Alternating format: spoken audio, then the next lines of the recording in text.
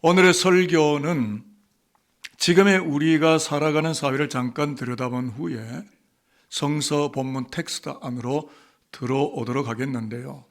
우리가 비행기를 타게 되면 세 종류의 좌석을 만나게 되는데 퍼스트 클래스 1등석, 비즈니스 클래스 2등석, 에코노미 클래스 일반석을 만나게 되는데 저와 여러분은 서민이니까 대부분의 여행객은 이코노미석을 타게 되는데요. 이코노미가 경제라는 뜻이니까 굳이 이코노미석을 해석을 한다면 경제 사정을 고려한 경제적인 좌석이다. 근데 여러분, 이코노미보다도 경제적으로 한 걸음 더 나아간 일코노미를 들어보신 분이 계십니까? 인터넷에 나와 있어요. 일코노미는 one person economy, 한 사람을 뜻하는 one person, 1인과 경제를 뜻하는 economy가 합쳐진 사회적 신조어인데요. 21세기 현대사회를 상징하고 대표화하는 혼족, 제가 오늘 이걸 설명을 할 건데 인터넷에 혼족, 순수 한국말인데 제가 뒤에 한자를 좀 붙였습니다. 혼족을 말합니다. 이것을 염두에 두고 설교를 따라오시면 설교가 퍽 잘 이해가 되리라고 생각을 해서 서두에 이 이야기를 꺼냈는데요. 혼족이 누구냐 하면 혼밥, 혼자 밥 먹고, 혼술, 혼자 술 먹고, 혼영, 혼자 영화 보고, 혼놀, 혼자 놀러 다니고, 이렇게 1인 가구 원 퍼슨으로 살아가는 사람을 소위 혼족 혹은 일코노미 세대라고 부릅니다. 사회적 신조어죠. 통계청 자료를 가져오면 2015년 10년 전에 혼족 비율이 25%였는데 2025년 현재 30%입니다. 그러니까 국민의 10명 중 3명이 나홀로족 혹은 혼족이라는 뜻으로 해석이 됩니다. 그래서 외식 업체들은 혼족을 위한 1인 메뉴를 론칭했고 가전제품도 1인형 소비 제품들이 시장을 점유하기를 시작하게 됐는데요. 2010년에 소비 구조를 보니까 일코노미 소비 규모가 60조 원에 도착을 했고 2030년 그러니까 5년 후가 되면은 194조 원에 도달할 만큼 3배 이상 이 소비 규모가 늘어날 전망이라고 볼 때 소비 트렌드를 혼족이 일코노미가 주도하게 될 것이다. 실제로 지금도 주도하고 있다고 봅니다. 혼족도요, 등급이 클래스가 많은데 1에서 7까지 클래스가 있는데 1등급은 편의점에서 혼자 컵라면 순서 가는 단계. 그러나 7등급은 인류 레스토랑에서 고급지게 먹을 수 있는 하이퍼 단계로까지 구분이 되는데요. 이제까지 이제 사회적인 이야기를 했는데 저는 이야기를 하려는 것이 아니라 교회입니다. 그리스도를 나의 구주로 고백하는 이 땅의 그리스도인 목회자 하나님의 사람, 지금도 3부 예배에 와서 11시 예배를 드리는 우리 모두 교회 공동체는 이러한 혼족에 대한 신앙적 관심을 어떻게 표명할 것이며 성서는 뭐라고 이야기할 것이며 주님은 뭐라고 우리에게 이야기를 꺼낼 것인가에 대한 이야기를 시작해야 된다고 생각합니다. 목회자로서 질문했습니다. 성경은 나 혼자 산다. 요즘 프로그램 나오죠. 그와 같은 혼족들에 대하여, 즉 일코노미들에 대하여 어떤 해석을 하고 있는가. 그래서 오늘 신약 본문을 여러분과 나누어 펼치게 됐는데요. 예수는 제자들이 2000년 전에 혼족 이야기를 하셨어요. 18절 말씀인데요. 한번 읽어볼까요? 내가 너희를 시작. 내가 너희를 고아와 같이 버려두지 아니하고 너희에게로 오리라. 고아라는 단어가 혼족이잖아요. 맞죠? 이 말씀을 킹 제임스 역본, KJV 역본을 흠정역인데요. 제가 들어가서 재해석을 해보게 되니까 이렇게 해석이 나옵니다. 내가 너희를 쓸쓸한 혼족으로 지내지 않도록 너희에게로 와서 너희 모두와 함께 있을 것이다 라는 이야기를 그리스도가 2000년 전 십자가를 목전에 두고 순교를 목전에 두고 제자들과 결별하기 전에 이 약속의 말씀을 하셨다는 거죠. 오늘 설교 주제가 나 홀로의 혼족 그리고 모두 다 함께 혼족인데요. 두 의미를 여러분에게 설명을 해드리며 용어 정리를 하자면 앞부분의 혼족은 사실은 순수 한국어인데 제가 한자를 붙였습니다. 외로울 고자에 무리 족자, 사실은 고족이죠. 고독한 존재, 고독한 무리들. 그러니까 나 홀로 독존적으로 살아가고 있는 자라는 뜻이 앞에 있는 혼족입니다. 뒷부분에 나오는 혼족은 영혼 혼자의 무리 족자를 쓰는데 하나님의 영이 함께하는 족, 족속, 무리, 백성, 인생이라는 뜻입니다. 그래서 인간의 기원을 말하는 창세기 2장을 여러분에게 소개를 해드렸는데요. 하나님께서 사람을 빚으시고 그 코에, 저와 여러분의 코에 영, 이게 히브리 성경에서 루아 알로힘, 이 성령 하나님의 생명의 영을 불어넣으셨기 때문에 인간은 창조되는 바로 그 순간부터 하나님의 영이 함께하는 거룩한 혼족이 되었다. 태생 자체가 나 홀로의 혼족이 아니라 하나님의 영광과 함께하는 거룩한 혼족으로 이 땅에 왔다. 그게 인간 기원을 말하는 성서의 이야기입니다. 그리고 한 걸음 더 나가서 돕는 배필을 우리가 오늘 읽었잖아요. 돕는 배필을 붙여주셔서 남편과 아내가 되어서 함께 살아가고 살아가는 중에 또한 자녀도 생산하여서 하나님과 남편과 아내와 자녀들과 모두가 함께 다 함께 서로를 공감하고 공유하는 존재로 살아가도록 그렇게 이 땅에 출시되었고 하나님 그렇게 창조의 공간 속에 우리를 내놓았다 라는 것입니다. 독일의 순수 사회학자였던 페르디난드 테니스라는 분이 아주 재미있는 단어를 썼는데 그것이 게마인샤프트입니다. 가정은 모두가 다 함께 살아가는 게마인샤프트다. 구체적으로 말씀을 드리면 인간이란 가정이라고는 비타산적, 비계산적 공동체, 즉 게마인샤프트 속에서 모두 다 함께 하나님의 창조 세계를 살아가고 경험하도록 부름을 받게 되었고 그것을 계속 경험하게 되는 것이 예수의 십자가의 피로 이루어진 또 하나의 게마인샤프트 교회이다. 여러분 교회를 조금 아시나요?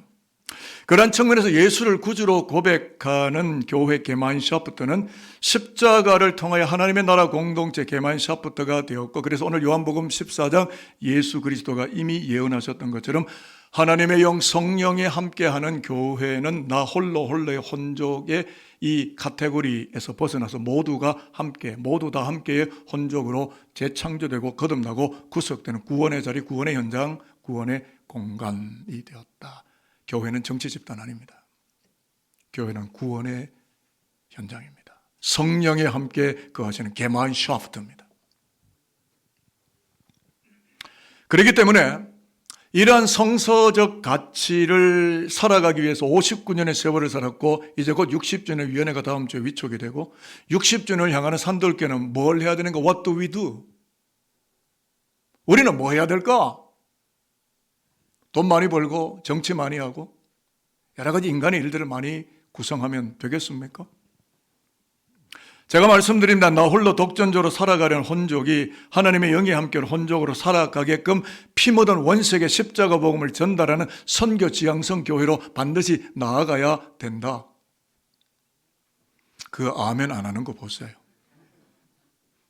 선교적 교회로 나아가야 됩니다. 꼭 그 길로 갈 겁니다. 서두에 설명드린 것처럼 소위 일코노미로 일컬어지는 나 홀로의 혼족이 하나님과 이웃과 함께하는 모두 다 함께 혼족으로 삶의 시스템, 삶의 경영, 삶의 철학을 완전히 바꾸도록 그들을 어떻게 한다고요? 구원케 하여야 한다. 하나님의 뜻이 그거란 걸 저는 여러분들이 지금 운반하는 거예요. 이걸 절대 교회가 놓치면 안 되고 목회자들과 성도들이 이 부분을 절대로 교회됨의 진정한 본질적 가치를 놓치면 안 된다라는 이야기를 하고 싶은 거죠. 오늘은 순교자 기념주일이고요. 성령 강림주일인데 십자가 순교의 길을 가시는 예수는 하나님의 영 루하우 엘로힘 성령을 제자들에게 보냅니다. 오늘 본문에서는 보혜사라고 하는데요.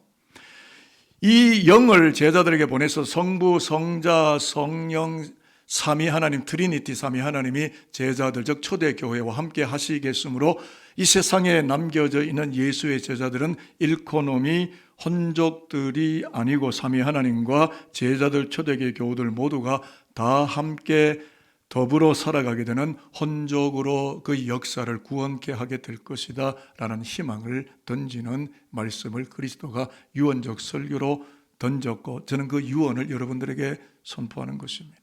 그러니까 그런 마음으로 요한복음 14장을 읽으신다면 요한복음 14장은 예수의 고별 설교, 페어웰 디스코스라고 하는데요. 여러분 저와 여러분이 마지막 죽을 때 다 죽잖아요. 맞죠? 안 죽으시려고요. 다 죽어요. 다 언젠가 이 땅 떠나요. 저와 여러분이 언젠가 이 세상을 떠날 때 자녀들이 두런두런 둘러 앉아 있는데 무슨 유언하실 거예요? 야, 돈 많이 벌어. 권력 잡아. 박사학위 따. 돈 많이 쌓아. 뭐 이런 이야기 합니까? 진실하게 살아. 국가에 헌신해. 교회에 충성해. 복음을 짊어져. 목회자들과 함께 주님의 복음을 뭐 이런 이야기. 뭐냐면은 유언이라는 말은 마지막 라스트 워드예요. 마지막 던지는 말이에요. 농담 따먹게 하겠습니까? 예수 그리스도가 요한복음 14장, 15장, 16장이 마지막 고별설고 17장은 대제사장의 유언의 기도를 겟세마네에서 하는 게 요한복음 17장인데, 그러니까 예수의 유언의 설교예요. 이제는 십자가로 순교의 길을 떠나면서 하시는 설교입니다.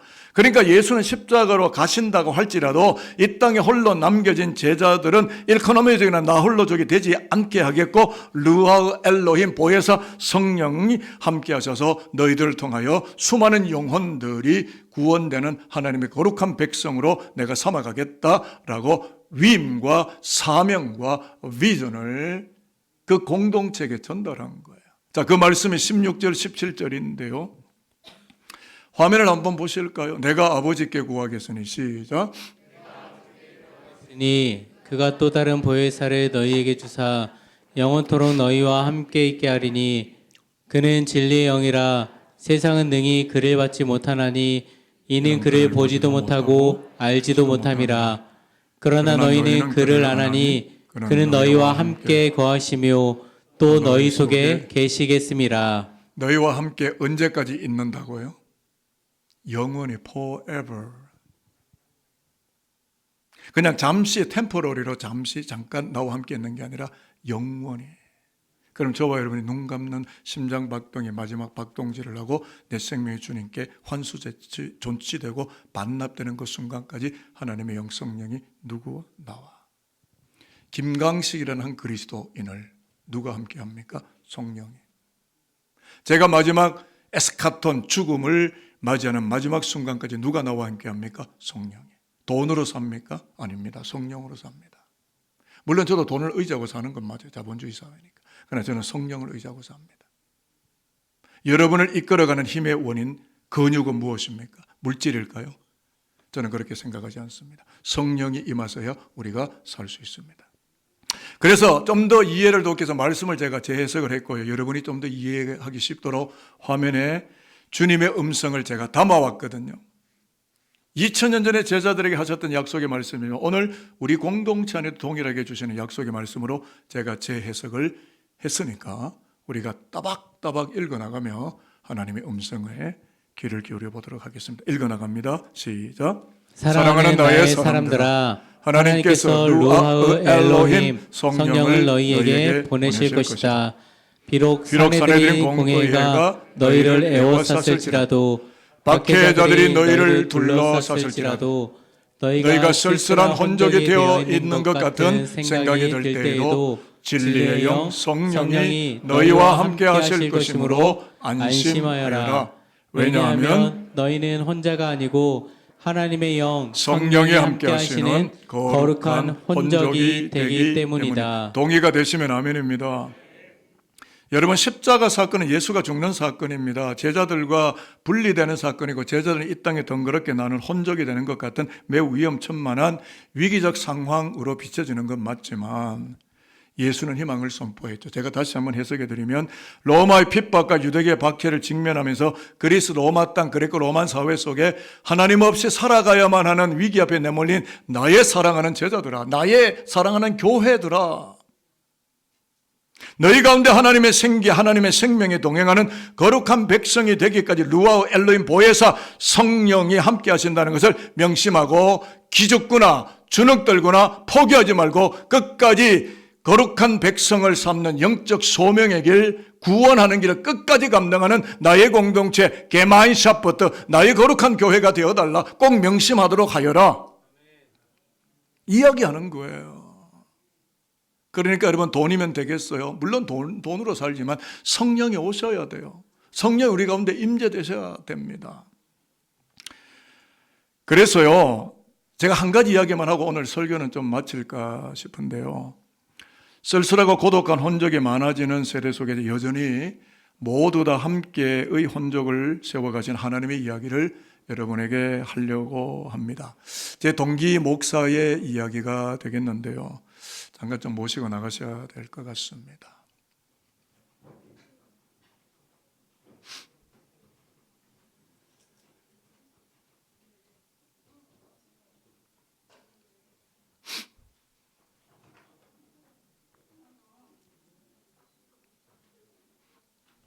응급자 빨리 좀 불러주셔야 될 것 같습니다.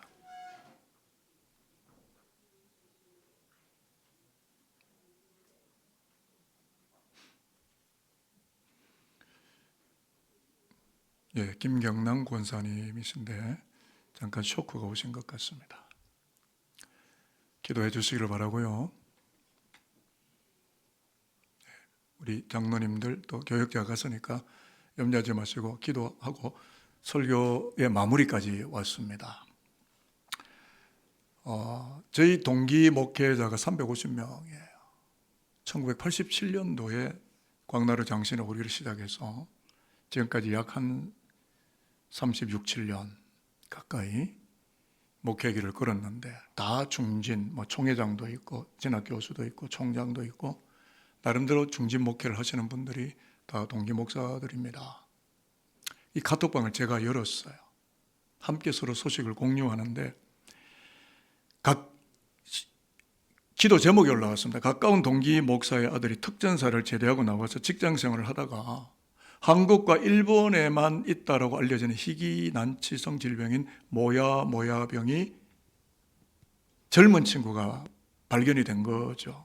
이 병의 특징은 뭐냐면 뇌출혈, 의식불명을 가져올 수도 있는 뇌혈관 질환이라는 점이고 만약 뇌혈관이 터져서 의식을 잃어버릴 수도 있기 때문에 8시간 마라톤 수술을 결정하였다라는 이 소식이 동기들 카톡방에 올라왔고 열심히 목회하고 계시는 나름 목회를 하시는 목회 현장에 계시는 수많은 목사님들의 중보 기도가 카톡방에 하나 둘씩 올라오기를 시작했고 저도 글을 올렸습니다. 저는 이렇게 글을 올렸는데 성령의 동행을 기다리는 아들에게 주님이 함께 하실 줄을 믿습니다.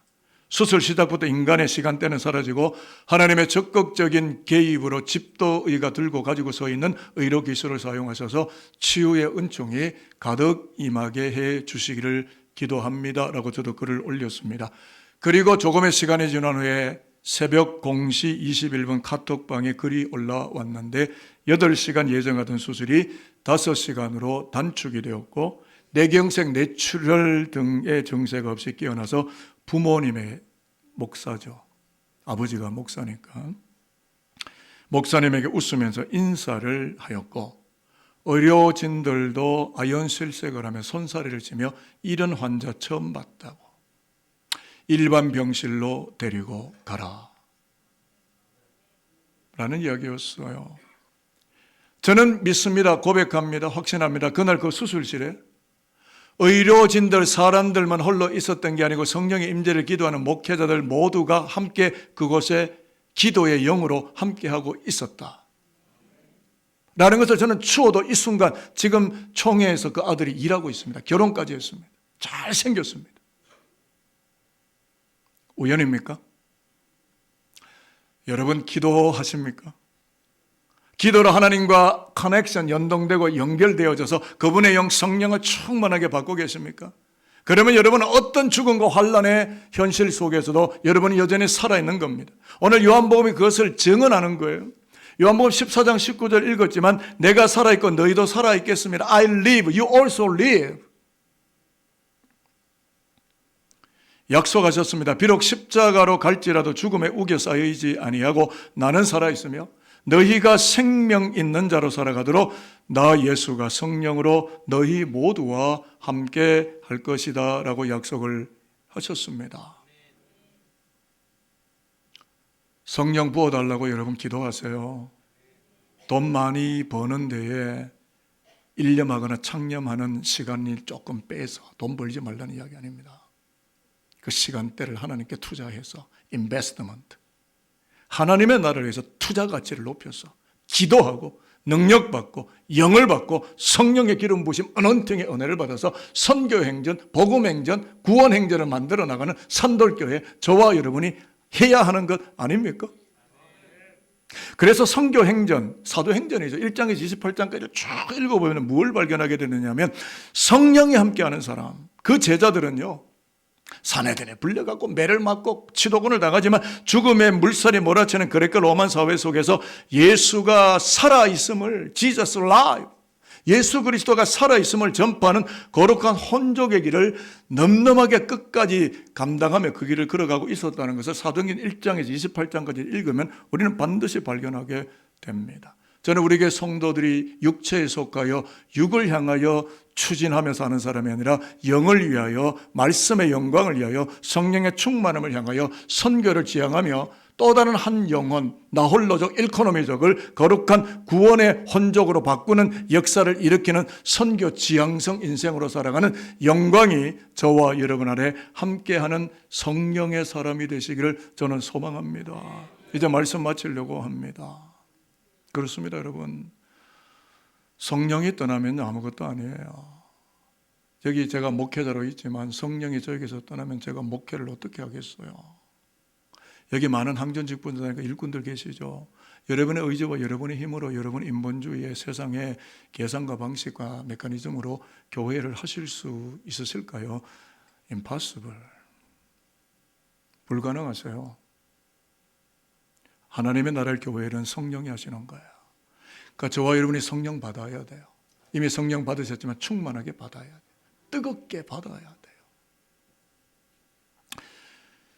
좀 부담이 되는 말씀이었는지 모르겠지만 마지막은 축복하겠습니다.